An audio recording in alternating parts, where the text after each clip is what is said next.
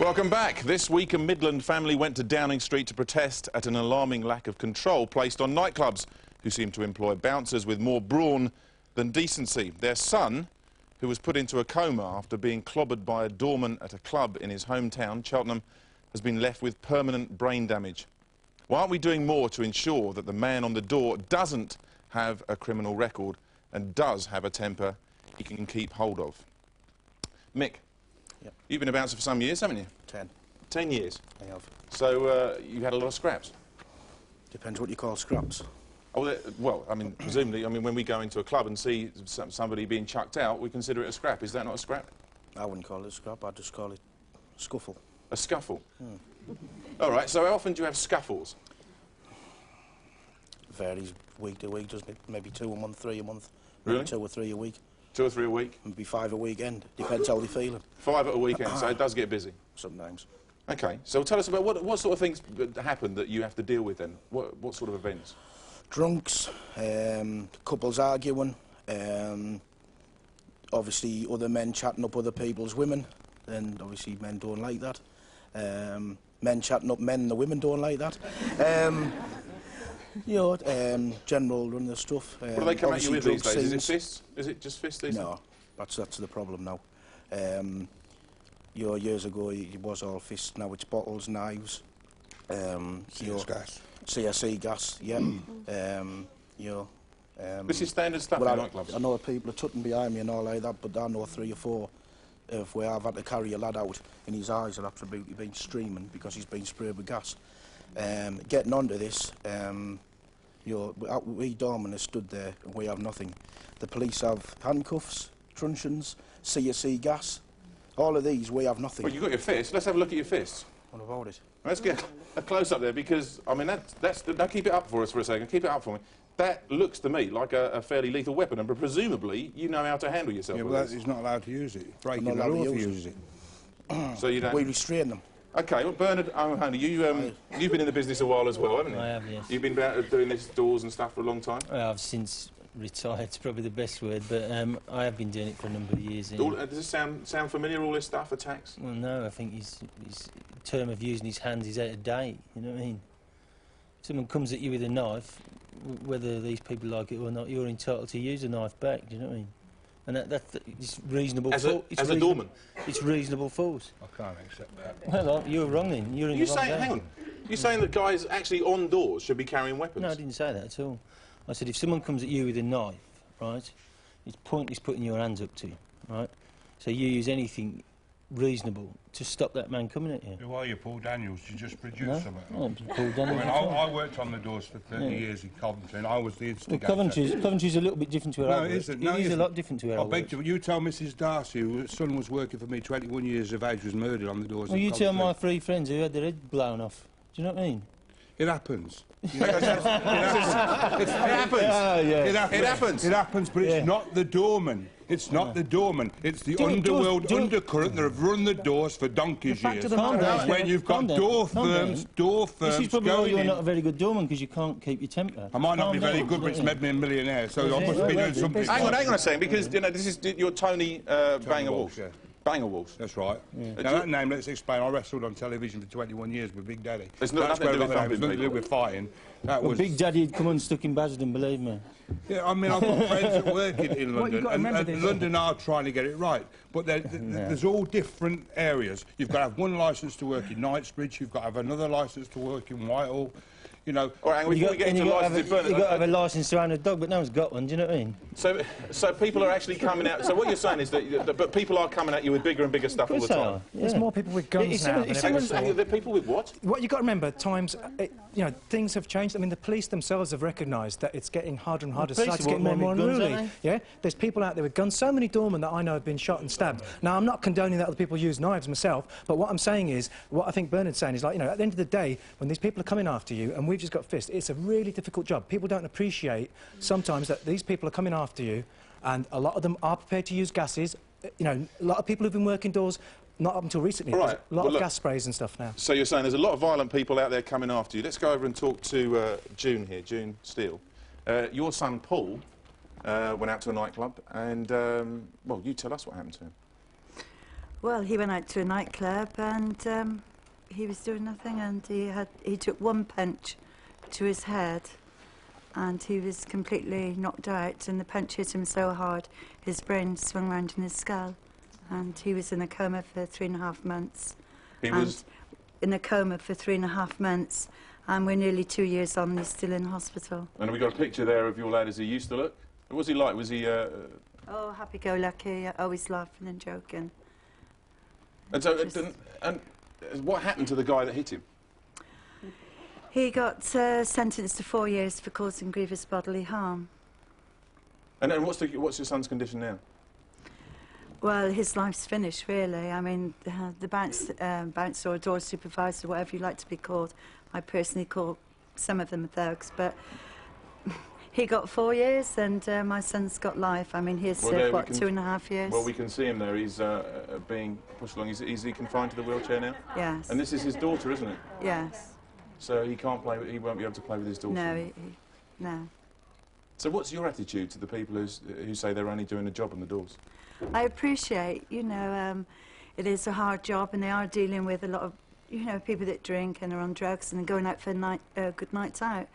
But, you know, this is why we won the National Register, because we need to weed out the thugs that are working on the doors. And you're saying there are thugs working on the doors? There definitely is. I mean, they need to have training to be a little bit diplomatic instead of being the aggressors, because when there's a situation, so many times they just go in like bulls in a china shop, basically. They're aggressive, and sometimes they make the situation worse. All right, but they should learn to be a bit diplomatic. OK, well, we'll get on to registration in a little while, but I want to introduce you to someone who runs, a company that supplies loads and loads of doormen to pubs and clubs around Birmingham.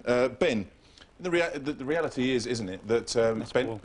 Ben, yeah, sorry. The reality is that, that you've got macho guys on the doors who don't know their own strength and just go over the mark when they lose their tempers. Right. Good evening to you, June. I'm very sorry to hear what's happened about your son. That's the first thing. Secondly, please don't tar every doorman or every company within the cities with the same brush. As we know, in every business, there's good and bad. And how we actually pick the good and bad maybe it's our doing, first of all. We can say that, oh, yes, this lad is a good lad, but we don't know how he is until he actually does the job. In the meantime, though, somebody could get seriously hurt whilst you find it out. Hold on. We have a training programme. Each firm or each company has got a training programme. With me, I have a tendency of standing on the door with that individual, or a responsible supervisor will stand on the door with a trainee. Now, that is how I do. None of your guys are going to actually end up hitting someone hard enough to damage them. I can tell you today, and I mean to say, a lot of people know me in Birmingham, and I can say to you tonight, and there's a few people in the audience that know me within Birmingham and outside of Birmingham, all my doors have never had a problem. You've never had a problem, and none of your guys are ever going to do that kind of damage? I've been there for years, and I have never had a problem of that, you know... OK, well, let's move on to Ed Hall. Ed, you did see a problem, didn't you? You actually were passing in the street when you saw a situation. Tell us what you saw. Yeah, absolutely. I mean, I'd gone out for dinner very late, was walking through Soho in the centre of London, and walking past a nightclub, watched a doorman throwing a guy out. He stood the guy up, held him by the back of the head, punched him once, very strongly, once in the face, and I watched the guy from the other side of the street go straight the way down and heard his head hit the pavement from the other side of the road. I went over to do what I could to do, you know, first aid and what have you. Asked the other bouncers. The bouncer who hit him disappeared immediately. Asked the other bouncers on the door to call 999. Was told to F off strongly. Stayed and tried to do what I could for the guy, but I mean he was unconscious. That premises, the management there, and that's something you've got to get onto. It's the management and linking the doors to the management. Refused to call 999. A friend of mine finally ran off, and about 20 minutes later found a policeman who got an ambulance there. What happened to the guy in the end? The guy was brain dead, and he was switched off the next day in hospital. So, having witnessed this firsthand, you then decided to take a look at the whole business. Yeah, absolutely. I mean, being a crime journalist, I mean, obviously that wasn't your thought at the time, but I mean, afterwards, it wasn't an area I'd looked at before. So what's going on? Yeah, I spent a few months going on, and you know, the picture is a lot more horrific than a lot of people are suggesting. There are still... But excuse me, but we've noted all of this from years ago now. I mean to say... Well, you know that from years ago. No, from years ago. We're talking like today we're saying to people, now, yes, we are recognised doormen. This is what we have got to do. Now, don't forget... Hang on a second, Ed, when did this happen? When did it happen? Yeah, when did it happen? This happened this time last year. This guy was holding... had his little badge on. I am not condoning that, his little badge on with his photo. He was a registered doorman. I am not condoning that, and I'm not saying that, oh, you know, he was right for doing it. He was absolutely wrong. What we are saying here today is that we've got to get a structure. We've got to be structurised in a way where the punters or the people themselves can recognise what we are doing. We are not there as bouncers. As the gentleman says up here and over there, we are door supervisors. Let's get the eradication of bouncers out the way. Well, no, it's very yeah, but you'll accept. Hang on, wait. You'll accept. It's very difficult to when we're hearing these kind of stories when you're arguing over what you're going to call them, rather than actually what's happening. I would rather be called as my company. Yeah, a gentleman says door super. From my company and from my point of view, I'm a doorman. Yeah, but do you think that this woman here, who's or the boy who was killed, what is his parents' care? Yes. Whether you call yourself a doorman or a door supervisor? We're not saying about who we're calling or what we're calling. The guy is still doing the same job, and I do not condone the gentleman or gentlemen who are, you know, condoning that. All right, okay, but hang on. Let's find out from people. Is anyone taking this line? We'll take this lady here. I think he's right. He's right. If the training's given and they're the right sort of doorman, then there is. Just because the odd one is wrong... Just because the odd one... And you get bad ones. Sorry, so you get good ones and you get bad ones. Ed, they're saying just because the odd one... I have seen him on the doors and he's respected. We're missing out. Someone I accept that he's respected. But we're missing out. There are good schemes. There are companies that are training properly. But unfortunately, that isn't representative of the national picture. No, but we're trying to get it right. There's no national picture. We've heard enough about your company in Birmingham. We're trying to talk about the... All right, guys, hang on. We're not getting anywhere with this. I actually want to find out... Let's find out what we're actually going to do to change this around. Where's Phyllis? Where is... I'm sorry, I've gone the wrong way. Phyllis, come over this way. Phyllis, you're trying to get a registration scheme, aren't you, to actually get bouncers registered, and you're trying to put this through Parliament at the moment. Why are you doing it?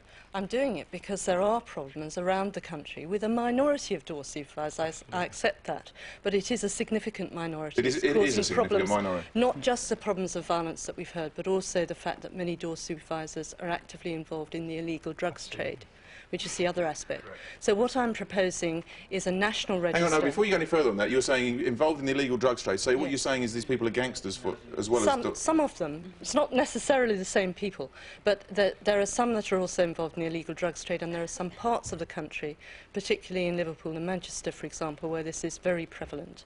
And obviously where you can't... It's the police's own figures, and which you can't eradicate if the door supervisors on the doors are actively part of the drugs trade. Then but isn't it true that in some areas that the magistrates are intimidated by these people that are running the drugs anyway, aren't they? Certainly it's very difficult where schemes are operated by local councillors and by magistrates.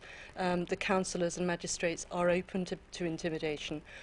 In those so how's your scheme going to make any difference? How's your scheme going to make any difference to that? It would be a national registration scheme. It would mean that nobody could be on the register until they'd had their criminal record checked, and people with convictions of violent sexual offences or drug offences would be excluded, and then there would be a nationally agreed training standard, so they'd be trained in crowd control, in safe methods of restraining people, in first aid, and in recognising when customers were under the influence of drugs and appropriate ways of treating them. OK, well this actually sounds very sensible, doesn't it? So Bernard, this all sounds very sensible. No, doesn't it? Ed said the man who punched the man to death was wearing a door registration badge. So there goes your door registration out the window. Phyllis, no disrespect to her, really looks like she knows what she's on about, doesn't she? Well, she's trying to do something about it, isn't she? I'm not being disrespectful, I'm telling you the truth. No, you can't, because talking about drugs, the club I ran was Raquel's in Basildon, where Leah Betts died, right? And my three partners were all murdered 2 weeks later.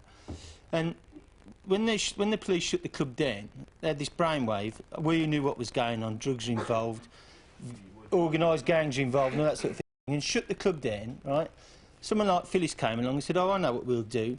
We'll give the club a licence on 3 conditions. That there's free running water in there, there's paramedics on site, and there has to be chill-out areas. Everything the drug user wanted, but was frightened to ask for. Do you know what I mean? And these are the type of people who are telling people what to do. They don't know what they're on about. Yeah, you said three. Hang on. You said three people that three of your friends have died. A nightclub isn't another planet, right? It's just an extension of society, right?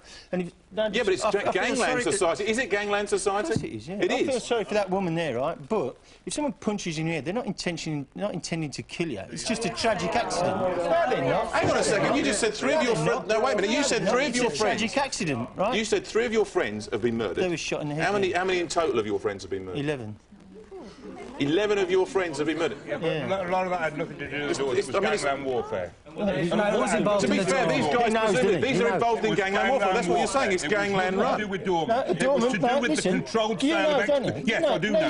You don't know. I got involved with the Home Affairs Committee 4 years ago to put a paper together about the whole security industry as a whole. Right, calm down. First lesson you teach yourself. 75% of doormen have criminal records for violence. First lesson you teach yourself. Don't wind each other up. Just listen and see what he's got to say. 3 black kids come to the door of the island in Ilford, right? Said we want to come in. The doorman said you can't come in. Chris, right? Said you can't come in. Showed them up. They went away, came back, shot three times to the door and shot him for the head Christmas Eve. What's that got to do with drugs? What's that got to do with drugs? It's an incredibly violent way to make a living. Come over, hang on a sec. Come over and meet Daniel here. Hang on. We've got to move this on a sec because I'm worried about the actual degree to which people that we're talking to here can actually handle the dangers and the violence involved. Daniel, you were with the US Navy SEALs, is that right? That's correct. And so you have experience of violence and first and killing. Very much so. Do these guys actually understand the force they're using? I don't think a lot of them do. Some of them do. There are a few. I think the gentleman over the way understands in his company what needs to be done and what's reasonable force. You cannot steam into a situation with your fist flying. You can't do it. You have to be diplomatic about everything. You have to suss out the situation. Situational awareness in the military, if anybody was in the military, you'll know, is the most important thing. How'd you be diplomatic to a man who's on drugs? I've done it.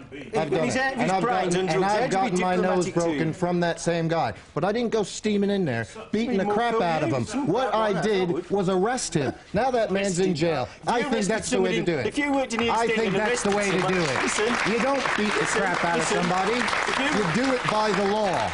You don't do it any other way. And listen. If you arrested someone... I've listened to you long enough. And I'm sorry, you're making no sense. Hang on. He's working to change the situation. Wait. This lady's son needs it. Enough already. Wait a minute. Let's hold it down for a second. I want to hear some more stories because I think you'll be amazed to actually hear just how violent it does get in this country. We've heard some stories already. But, Eric, let me come to you now. Your brother went out to a nightclub for a night out and he never came back, did he? That's right. On October the 2nd, 1995, my brother went to a nightclub, Grand Henry's nightclub in Croydon, in London, and there was an altercation in the nightclub. My brother was actually forcibly removed and he was bruised on the mouth. Subsequently, the club owner got involved and he actually invited him back into the club, saying, well, you're here for a night out, so come back in. The bouncer with whom he had the altercation then kicked him out again, said, and then you weren't coming back in. Subsequently, my brother lashed out at one of the bouncers, and then it took off. Now, whether he saw someone bringing out a weapon or not, I couldn't say. But the point was 6 bouncers chased him down the road with his friends following after them. And my brother was actually shot dead in cold blood. 14 bullets were fired. 8 bullets actually went into my brother. 8? That's brothers right. Went into my brother, and one was actually right at the base of his hair, so just behind his head. Stood over and shot. Cold-blooded, meditated murder. In Croydon? In Croydon, Grand Henry's nightclub bouncer. The person himself... With an automatic weapon? That's right. One of a pistol with an automatic cartridge, I believe. The bouncer went back to his nightclub, changed into his normal outfit and disappeared. Then later he was actually caught and sentenced to... He disappeared. He went to Jamaica, came back, and he was sentenced to life. He got life? Minimum 20 years. Guys, what's going on? I mean, you know, chasing people down the roads with weapons. You were saying about actually being tooled up, and everybody's saying to him, doormen aren't tooled up with weapons and knives and guns. No, I said they are. He said they are, and you were saying they aren't. But obviously it's happening. I'm saying they've got to be. What you've got to realise, that not all doors are the same, right? Generally speaking, I think we're making... Hang on, we're listening to Peely here. I mean, I train door supervisors, but I think, you know, we're making this too simplistic a debate. Not all doors are the same, all right? Generally speaking, your first line of approach was to be tactful, diplomatic, and I agree with that all the time. What I will say, I'm not saying I'm not condoning doorman carrying anything, but sometimes when you're working, there's certain types of nights where you'll get different types of personalities. Any of you who've worked doors will know what I'm talking about, where if you haven't got people who are being reasonable to you, how can you be reasonable? When people are coming with guns and that, it is a little more difficult. When you're working speed garage Wait, we've got two girls behind here who are actually shaking their heads. Hang on a second. I worked in a nightclub and one of our bouncers actually enjoyed violence. He got off on it, he actually loved it. So what they're saying is just crap. Let me say something, right? No, hang on. Crap. Let me say one thing, right? The guys on the doors enjoy it, though, let's face it, otherwise they would be doing the job. No. I'll tell you something. There's two types of door supervisor now. There's two types of door supervisor. You're a hang on, hang on, wait. Hold it down, guys, hold it down. I want to speak to Andy Walker, who is a policeman. Hold it down, please. Andy, wait, Mick, hold it down. Andy, you're a policeman, you've worked in these, you've also worked as a bouncer. It sounds like it's blood on the streets and terror. There's two types of door supervisor working. There's the old-style door supervisor who enjoys a good punch-up and goes there purely for that, and he can earn a bit of pocket money as well. And there's the professional door supervisors, Danny, our friends over here, that go there to do the job, to look after the public. Sometimes they have to use force. You've missed one group here. You. No. Crap. What? No, right, let me explain to you. Who has he missed out quickly? Say you're doing a blues night or something in North London, or a jungle night, these people wouldn't last 5 minutes. No, I think you've got to say, what we've got to explain, there are different types of environments. Hang on, it's not the central thing here. He's saying registration is not going to work because they're basically they're gangsters that are just gangsters wearing the badge. Wait, I want to hear from you. I want to hear from you. Is it going to work? If he doesn't like registration, why is it then that every area where there is a registration scheme, the numbers of assaults by doormen or members of the public drops? Exactly. June's situation over there, it unfortunately was typical, sort of even 10 years ago, a lot more prevalent than it is now. Just over half the country is covered with one form of registration scheme or another. These schemes do work. What we are saying now is let's have a national one and let's have a national. Bernard, listen, no, wait a second, because it's obviously you're saying it's not the total answer, right? But it's got to help, hasn't it, for people? I think getting the thugs out of the picture is only a good thing. Ed just said anything's got to help. Ed just said the man who killed that person was wearing a door registration badge, right? So where's it worked? It ain't worked. The only people, that are frightened of legislation and registration on the doors are people that have got long records of violence. I'm banned from working anyway. When you're a wonderful fellow, you're banned from working the door. I'm very proud. All right, hold on. Listen. Whoa, hold it down, please. We're trying to bring this to a bit. I know it's difficult, guys. We haven't been able to get around as many as possible because the thing's taken off so much. We're going to talk to Lady Dorman and see whether that was the answer. But June, I want to come back to you. Is it true? Do you want the registration scheme still, having heard what he said? Yeah, most definitely. You do want a registration? Yes, it will be. OK, thanks very much, everybody. Thank you, June. Thank you, everybody, for taking part. All right, here are some of the calls on that topic. Lorraine from Kent has called us to say bouncers should be there to prevent and not to provoke. Leanne from Birmingham, I'm a female bouncer, and 99% of the time I can just talk the situation down. It's all about diplomacy. John from Walsall, if bouncers paid as much attention to their job as they do to chatting up women and posing in the mirror, clubs would be much safer places. Eugene from Wolverhampton, I had my jaw broken in 2 places by a bouncer who wasn't licensed. It took the police 18 months to catch him. If a dog bit someone and didn't have a licence, it would be put down immediately. Thank you very much for all your calls. That's it for tonight. Next week, a very special edition of Central Weekend. To mark the show's, get this, 800th debate, we open the video vaults on some of Central Weekend's most memorable moments, good and bad.